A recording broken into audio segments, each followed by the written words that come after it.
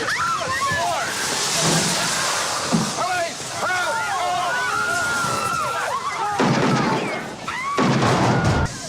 catch the license plate?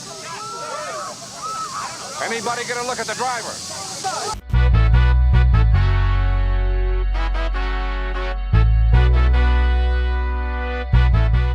What is up, guys? TYSON DELACRUZ here. Thank you so much for rocking with me. A newly released 180-page report is shedding some light on the multiple assassination attempts against DT, number 47, Donald Trump. This is sparking major questions across security and accountability at the highest levels. The Secret Service is now under fire, calling to potentially reassess on how resources are allocated, especially when it comes to protecting foreign leaders. But here's the real question, guys. Why are we just hearing about this now?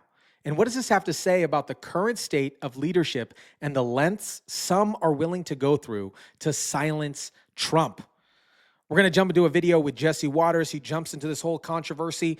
Shout out to everybody watching. Drop your comments down below. Smash a like button if you kindly would. Let's jump into this video with Jesse Waters. We got two new revelations from the Trump Assassination Task Force. According to their report, the Secret Service agent who spotted Ryan Ruth in the bushes outside Trump's golf course was only 5 feet away when he opened fire and missed him. Not once, not twice, 6 times. He missed him 6 times from 5 feet. How does a trained agent who passed the firearms test miss a target away, 5 feet away? That's not all. The report says the Secret Service found out at 2:30 in the morning that Trump would be golfing later that day, but they didn't secure the course, allowing Ruth to camp out for 12 hours before anyone saw him. Meanwhile, Ruth appeared in federal court this morning, and his legal team signaling they're going to go with the insanity defense. How convenient. Ruth's public defender said he has had multiple meetings with a mental health expert while in jail, and the witnesses who saw him before the arrest say he was hallucinating and delusional, of course. Prosecutors also revealed that Ruth has been doing a lot more writing behind bars than initially reported. Ruth has written nearly 40 letters to news outlets in an attempt to persuade them that he's an honorable guy, but they were intercepted before they reached their targets. We also know that only 17 of the 18 cell phones found in Ruth's possession belong to him. Why does he have 18 cell phones? And wait, he has 17, so who owns the last phone? And why did Ruth have it? That is crazy. That is absolutely crazy to me. You know, Jesse Waters is right on the money with this. How did that individual pass a firearms test? And when was the last time that he went to the range? Okay, I'm not necessarily the best shot in the world, but 5 feet away and you missed 6 times on, there was no obstruction or anything like that. It's very interesting to me. And this individual, that guy, had the opportunity to camp because the course backs a public street where he can get actual view. He was able to camp there for 12 hours before DT went on the course, and there wasn't a sweep before the situation. I know Donald Trump had openly stated that they do sweeps they're ahead like 2 holes or something of that capacity. Just very interesting to me, guys. Very interesting to me how this guy missed. There was a fence in between, I get it. 5 feet away, and he didn't hit anything? I don't know. Here is a clip from Fox stating that they were forced to release the final report on the assassination attempts against President-elect Donald Trump. And this 180-page investigation covers the shooting at Butler, Pennsylvania, and the second assassination attempt in Florida. This report also called for Secret Service to review protocols for golf courses, which would be a significant policy overhaul given Trump's past president his history of liking to golf. The guy likes to golf. Other recommendations in the 180-page report, including calling Congress to reconsider or to consider taking the Secret Service out from under the purview of the DHS. Let's jump into this video here. Seeking answers about the 2 assassination attempts against President-elect Donald Trump. Well, now we have a final report issued today by the task force, the bipartisan one, looking into those attempts. So they are recommending changes to the Secret Service, including protecting fewer foreign leaders during the height of the election season and considering moving the agency out of the Department of Homeland Security. So this was a 180-page report by the bipartisan congressional task force. It was released today.